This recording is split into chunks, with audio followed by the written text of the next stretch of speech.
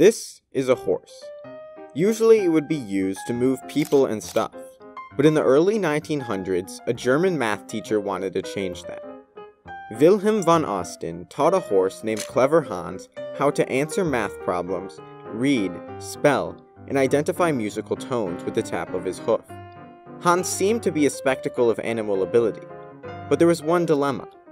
Was the horse really a genius, or was there a secret to his work?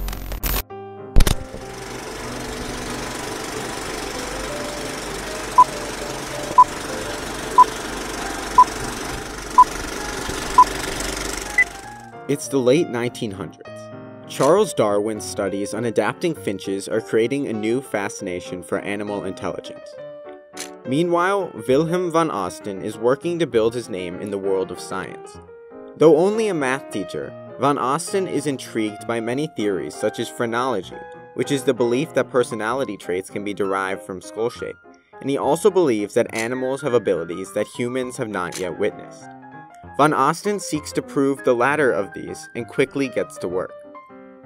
He begins by tutoring a cat, a horse, and a bear, in his own specialty, mathematics.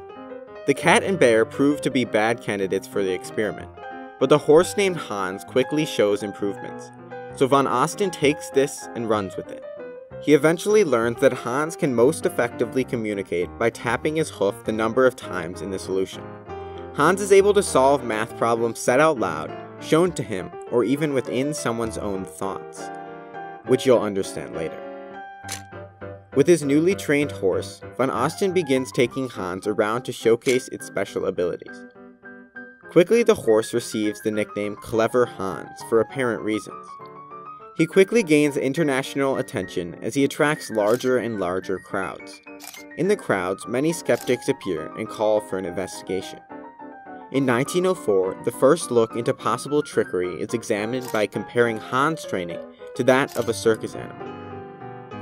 The examining committee concludes that there is no trickery whatever in the performances of the horse, and that the methods employed by the owner, Herr von Osten, in teaching Hans differ essentially from those used by trainers and correspond with those used in teaching children in elementary schools, effectively attesting von Osten's beliefs.